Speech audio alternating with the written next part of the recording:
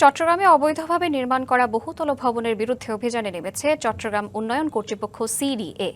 সকালে নগরীর কল্পলোক আবাসিকে অভিযান করা শুরু হয়। এ সময় ভেঙে দেয়া হয় অন্তত 6টি বহুতল ভবনের নকশা বহির্ভূত অংশ।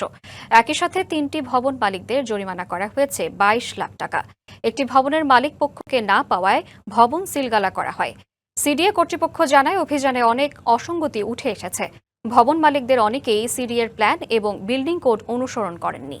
নকশা পাশ করে নিয়ে আসার পর নিজের ইচ্ছা মতো চারপাশে ভবন বর্ধিত করেছেন।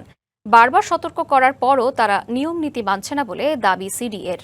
অভিযানে এসব ভবনের অবৈধ অংশ ভেঙে দেওয়ার পাশাপাশি বিদ্যুৎ ও সেবা খাতের সংযোগ বিচ্ছিন্ন করা হয়েছে। যেসব বিল্ডিং ব্যতিক্রম নির্মাণ হচ্ছে, চারিপাশে যে পরিমাণ সেটব্যাক রাখার কথা সেটব্যাক রাখতেছে না, একটা বিল্ডিংয়ের সাথে একটা বিল্ডিং লেগে যাচ্ছে, সেগুলোর বিরুদ্ধে অভিযান চালাচ্ছে। প্রাথমিকভাবে এসে আমরা ভেঙে দিচ্ছি।